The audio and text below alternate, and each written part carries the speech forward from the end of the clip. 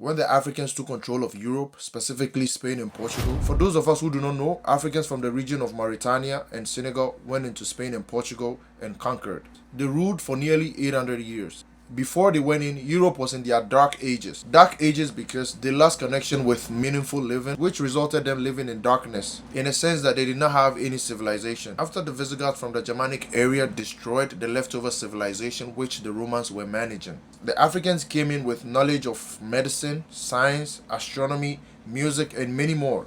They even brought with them alcohol, perfume, and soap, going ahead to build 800 public baths in the city of Cordoba. These Africans, referred to as the Moors, translated the works of Aristotle and some other Greek philosophers. As part of the Enlightenment of Europe, they built learning institutions, which taught about longitude and latitude, and how to navigate on the sea. Few centuries forward, Europe went through what is described to be Renaissance.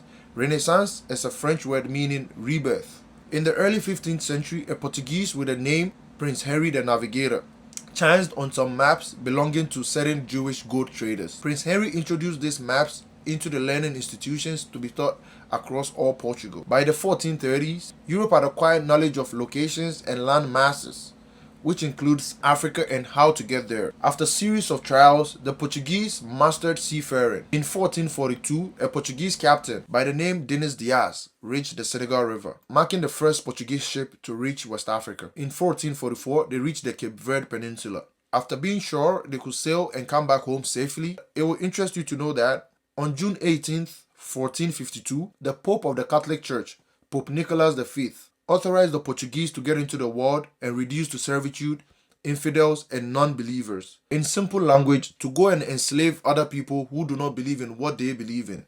Moving forward, in 1462, they reached the Upper Guinea coast, modern-day Sierra Leone and Liberia. 9 years later, in 1471, they reached the Gold Coast, modern-day Ghana. Upon their first encounter with the locals in the Gold Coast, they sniffed the immense wealth in gold that the local people possessed, hence naming that location Elmina, meaning the mines.